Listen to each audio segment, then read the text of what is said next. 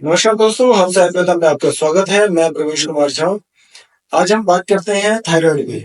Thyroid basically दो तरीके का होता है, हाइपोथायराइडिज्म और हाइपरथायराइडिज्म। वैसे थायराइड जो है कई तरीके का होता है, 5-7 तरीके का, लेकिन आज हम चर्चा करते हैं सिर्फ दो, हाइपो और हाइपर। जब हमारे सिक्रेशन का, हमारे हार्मोनल सिक्रेशन की मात्रा ज्यादा होने लग जाए तो उसको हाइपरथायराइडिज्म बोला जाता है। और जब सिक्रेशन कम होती है, स्लो होती है, तो उसको हाइपरथायराइडिज्म बोलते हैं। हाइपोथायराइडिज्म में मोटापा ज्यादा तो हो जाता है। कम से कम भी आदमी पेशेंट अगर खाना खाए तो भी वेट बढ़ना शुरू हो जाता है। पसीना बहुत आता है उसमें, और ठंड बहुत ज्यादा लगती है। घबराहट बहुत ज्यादा हो जाती है, बेचैनी बहुत होती है, दिल की धड़कन बढ़ जाती है। और बेसिकली उसका जो है इफेक्ट आता है हमारे ब्रेन पे।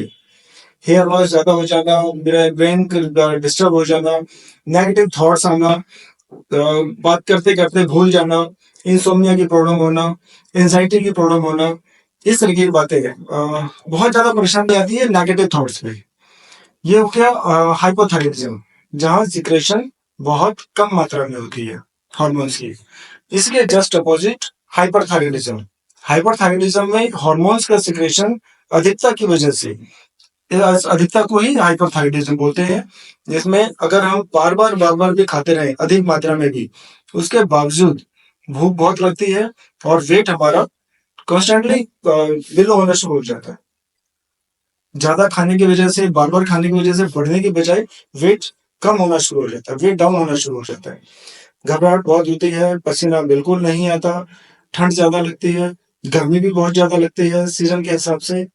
और इसमें जो है बेचैनी नहीं होती, लेकिन हाथ पैरों में कमजोरी ज्यादा होती है और हड्डियां हमारी कमजोर होनी शुरू हो जाती है। इसे बोलते हैं हाइपोथायराइडिज्म। एक और दोनों में फर्क है कि हाइपरथायराइडिज्म में बेसिकली महिलाओं को माहवारी की और महीने की समस्याएं जो है वो डिस्टर्ब होती है। हाइपोथायराइडिज्म में ब्लड की फ्लो बहुत ज्यादा होता है और लंबे पीरियड तक होता है। इसके अपोजिट हाइपर में ब्लड की मात्रा फ्लो कम होती है और पीरियड से बहुत कम टाइम के लिए होता है। परेशानियां बहुत होती है। थायराइड वैसे तो महिलाओं में ही ज्यादा देखा जाता है, पुरुषों की अगर तुलना करें तो पुरुषों की तुलना में महिलाओं को थायराइड की समस्या ज्यादा होती है। तो ये छोटे छोटे लक्षण थे थायराइड के लिए। थायराइड को कंट्रोल करने के लिए हमें कांचनार, वरुण, धनिया, हरा धनिया, धनिया के सीड्स हो गए, शिगरू हो गया, इस तरह की कई सारी जड़ी बूटियां हैं आयुर्वेद में, जो इस्तेमाल करने से थायराइड के हम कंट्रोल कर सकते हैं थायराइड को, और इसके हार्मोनल को बैलेंस कर सकते हैं। मेटाबॉलिज्म को कंट्रोल करने के लिए भी थायराइड का बहुत बड़ा हाथ है। तो अगर ये सब औषधियां उपलब्ध हो जाए तो अच्छी बात है।